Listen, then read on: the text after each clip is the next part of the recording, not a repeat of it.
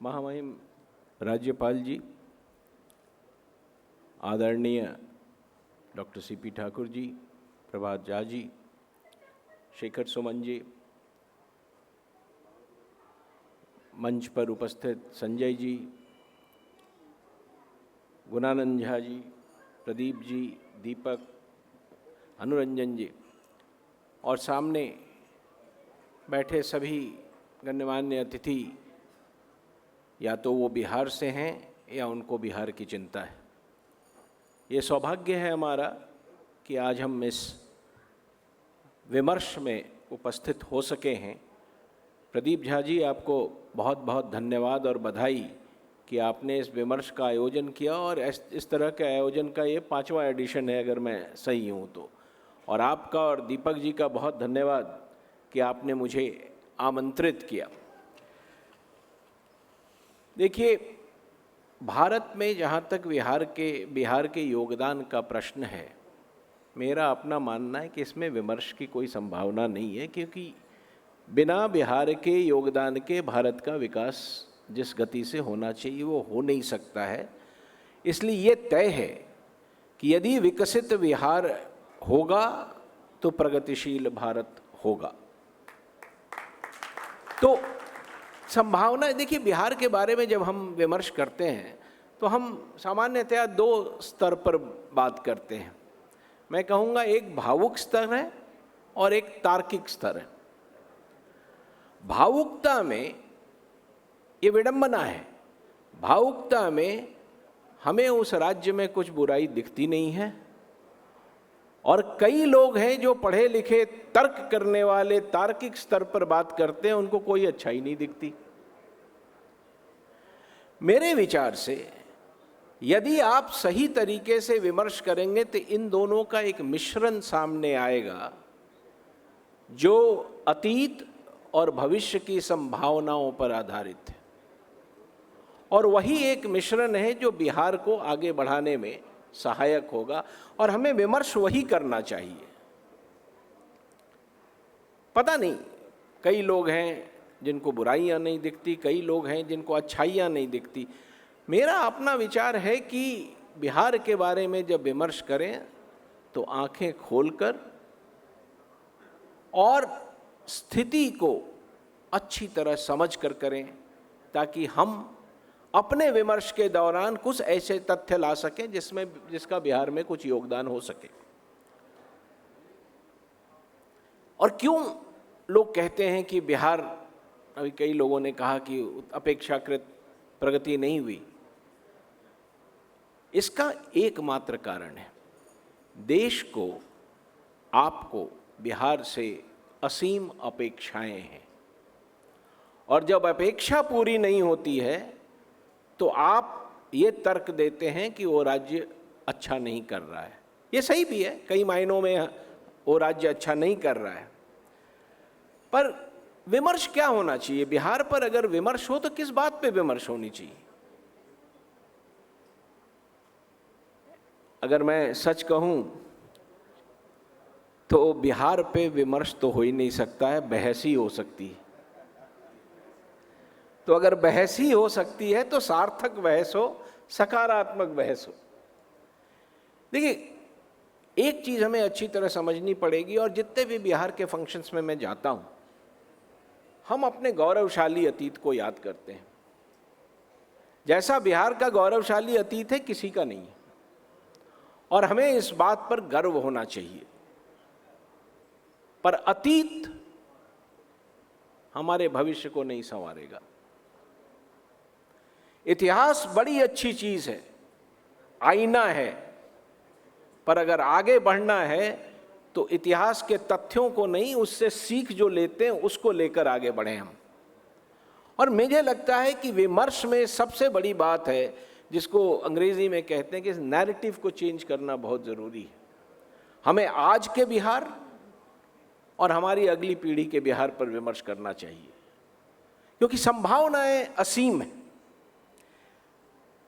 इतिहास का महत्व तभी होगा जब वो हमें मदद करे कि भविष्य की योजना हम बना सकें और उस राज्य को समृद्ध कर सकें।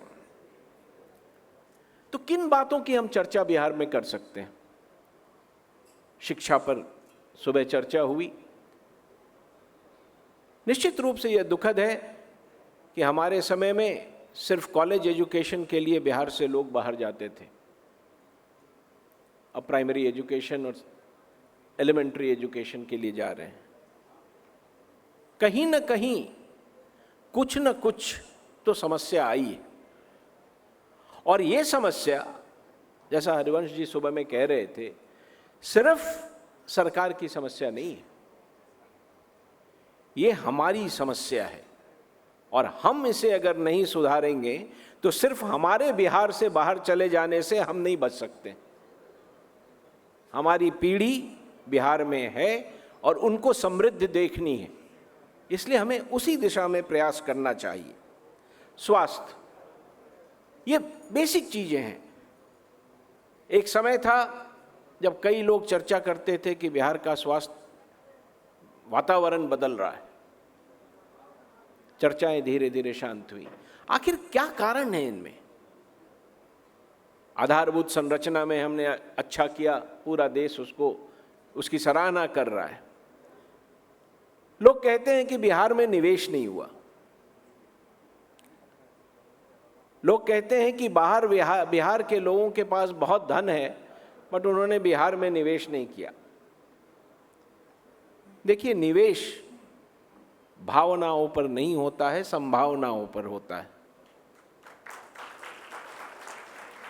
सिर्फ यदि हम भावनात्मक रूप से बिहार से जुटे हुए हैं तो हम अपनी धन की पूंजी वहां लगा देंगे, ऐसा नहीं होने वाला है। आज सुबह प्रभात जी ने वातावरण की चर्चा की। वातावरण की आवश्यकता है। हमें वो इकोसिस्टम वहां बनाना होगा जो निवेश को आकर्षित करे। और मैं दावे के साथ कह सकता हूं अपने इतने साल के बिहार और केंद्र सरकार के एक्सपीरियंस से कि वो संभावनाएं हैं, वो बनाई जा सकती हैं। और सिर्फ इसमें राजनैतिक इच्छा शक्ति की कमी नहीं है। मैं मानता हूं कि इसमें हम जैसे लोगों ने भी कई गैप्स छोड़े हैं जिसके चलते आज ये समस्या आई है। पर जब तक आप इन चीज़ों को नहीं करेंगे, प्रगति का पथ प्रशस्त नहीं होगा। प्रतिभा है बिहार में, अतुलनीय प्रतिभा है, बस उस प्रतिभा का दोहन भी तो कोई करेगा। हमें वो वातावरण पैदा करना होगा जहां प्रतिभा बिहार में रहे। प्रवासी बिहारी हैं, पूरे देश में अपना योगदान कर रहे हैं और बड़ा अच्छा योगदान कर रहे हैं।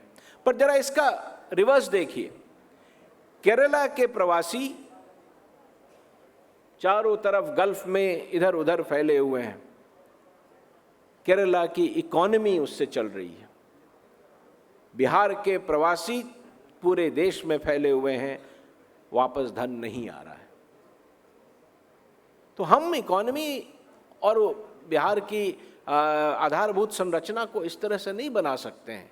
इसलिए मेरा अपना मानना है, यहाँ तो कई विद्वान हैं जो विमर्श करेंगे कि बिहार में क्या होनी चाहिए, संभावनाएं क्या हैं। मैं तो कभी कभी ऐसा मानता हूँ कि मेरे लिए तो एक मिस्ड अपॉर्चुनिटी था जब थोड़ा बहुत कर पाए, बट जो करना था शायद वो अभी रह गया है। किसी न किसी रूप में शायद मौका मिलेगा तो फिर वो प्रयास किया जाएगा। पर चिंतन के स्तर पर निश्चित रूप से हमारा योगदान होना चाहिए कि आखिर होना क्या है। संभावनाओं को यथार्थ में बदलना ही इस विमर्श का विषय होना चाहिए। और मेरा अपना मानना है कि कोई भी विमर्श तब तक निरर्थक है जब तक कि उसका जो निष्कर्ष है उस पर कोई आगे कार्रवाई ना हो। इसलिए इस विमर्श पर महामहिम जी यहाँ हैं। अगर आगे राज्य में जो निष्कर्ष यहाँ से निकल के आता है उस पर कार्रवाई हो तो शायद ये मंच कारगर होगा। मैं आप सबों का बहुत बहुत आभारी हूँ कि आपने मुझे ये मौका दिया, और मेरा पूरा विश्वास है कि दिन भर के इस मंथन से कुछ तो ऐसा निकलेगा जो बिहार को आगे बढ़ाएगा। आपका बहुत बहुत धन्यवाद।